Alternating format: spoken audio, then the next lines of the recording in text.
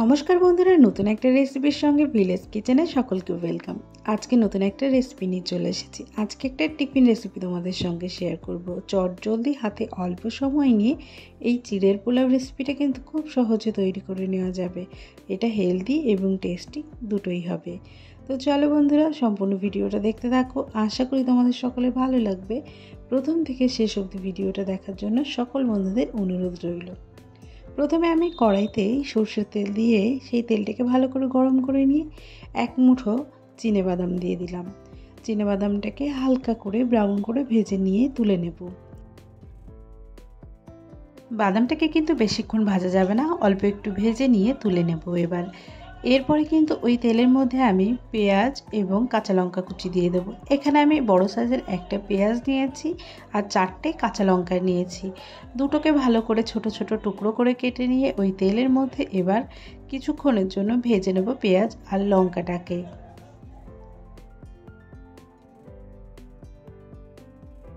Minute মতো পেঁয়াজ আর লঙ্কাটা ভেজে নিয়ে ওর মধ্যে আমি একটা আলুকে ছোট ছোট টুকরো করে কেটে নিয়েছি। এরপরে আলুগুলো দিয়ে আবার আলুটার সঙ্গে সব কিছু ভেজে নেব।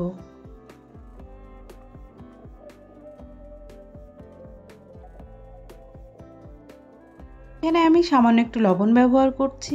লবণ দিয়ে আবারও খানিকক্ষণ কিন্তু ভেজে নেব সব কিছু। এবার হালকা একটু ভাজা হয়ে এলে এবার ওর মধ্যে আমি একটুখানি মাঝখানে ফাঁকা করে ওর মধ্যেই আমি কিন্তু ফোড়ন দিয়ে দিচ্ছি। গোটা জিরে এবং কয়েকটা কারি পাতা দিয়ে আমি ফোড়নটা ভালো করে দিয়ে তারপরে আবার কিন্তু সব কিছুর সঙ্গে মিশিয়ে নেব। কারি পাতা আর এই জিরে ফোড়নটা একটু আগে দিলাম না, তার কারণ হচ্ছে এটা একটু পুড়ে যাওয়ার সম্ভাবনা থাকবে, তার জন্য। তোমরা চাইলে আগে থেকে কারি পাতা এগুলো দিয়ে তুলে নিতে পারো কারি পাতাটাকে। এরপরে 100 গ্রাম মতো মটরশুঁটি এখানে আমি দিয়ে দিচ্ছি। মটরশুঁটিটাও অনেকটাই দেরি করে দিলাম যাতে করে মটরশুঁটিটা একদমই সেদ্ধ না হয়ে যায়। হালকা হালকা সেদ্ধ হলে খেতে ভালো লাগবে বেশি। এরপরে যে মেইন ইনগ্রিডিয়েন্টস আমাদের চিড়ে, সে চিড়ে এখানে আমি 200 গ্রাম মতো চিড়ে নিয়েছি। চিড়েটাকে একবার আমি জল দিয়ে ভালো করে ওয়াশ করে নেব। একবারই মাত্র ওয়াশ করব, না হলে চিড়েটা কিন্তু অনেকটাই নরম হয়ে যাবে। তো ভালোভাবে কিন্তু ওয়াশ করে নিয়ে এবার আমি এই চিড়েটা ওই সবজিগুলোর মধ্যে দিয়ে দেব।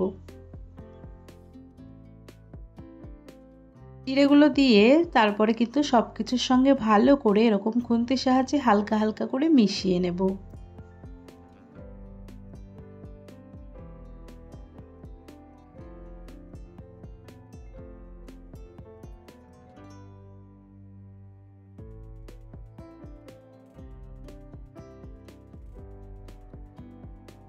এবার আমি এর মধ্যে লবণ অ্যাড করে দেব। 1 চা চামচ মতো লবণ আমি এখানে অ্যাড করছি। এবার হাফ চামচ মতো হলুদ গুঁড়ো অ্যাড করে দিলাম। সব কিছু দিয়ে চিড়ের সঙ্গে ভালো করে মিশিয়ে নিয়ে ফ্লেমটাকে লো করে আমি কিন্তু ভালোভাবে চিড়ের সঙ্গে সব কিছু ভেজে নেব।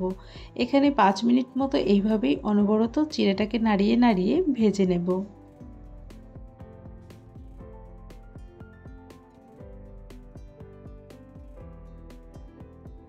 পরে সামান্য একটু এখানে আমি চিনি ব্যবহার করছি। 1 চা চামচ মতো চিনি মিষ্টতার জন্য ব্যবহার করছি, যাতে করে টেস্টটাকে একটু ব্যালেন্স করবে।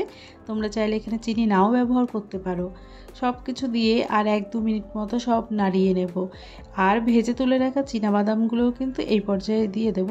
তো সব কিছু দিয়ে কিছুক্ষণ এইভাবে ভেজে নিলেই কিন্তু আমার চিড়ের পোলাও সম্পূর্ণরূপে আজকে রেডি হয়ে যাবে। চটজলদি হাতে অল্প সময় নিয়ে এরকম একটা সুস্বাদু রেসিপি কিন্তু টিফিন বা জলখাবারে বলো দেওয়াই যায়। তো এই রেসিপিটা কিন্তু আর বেশিক্ষণ করার দরকার নেই, কেননা বেশি ভাজলে চিড়েটা আবার শক্ত হয়ে যাওয়ার সম্ভাবনা থাকবে। তো এইভাবে নামিয়ে কিন্তু গরম গরম সার্ভ করতে হবে, তাহলে খেতেও ভালো লাগবে। তো আজকের এই চিড়ের পোলাও রেসিপিটা কিন্তু সম্পূর্ণ রেডি হয়ে গেছে। চলো বন্ধুরা, এটা নামিয়ে তোমাদেরকে দেখাচ্ছি যে কেমন হলো। আর সবশেষে এটাই বলবো, আমার এই রেসিপিটা যদি কারোর ভালো লেগে থাকে অবশ্যই চ্যানেলটিকে সাবস্ক্রাইব করে দেবে। আর যদি কোনো বন্ধু নতুন হয়ে থাকো অবশ্যই চ্যানেলটিকে সাবস্ক্রাইব করে একটা সুন্দর কমেন্টের মাধ্যমে তোমাদের মতামত জানিয়ে যেতে পারো। তো আজকের রেসিপিটা এখানেই নিয়ে আমি বিদায় নিচ্ছি। দেখা হবে তোমাদের সঙ্গে পরবর্তী রেসিপি নিয়ে। সবাই ভালো থেকো, সুস্থ থেকো, টাটা।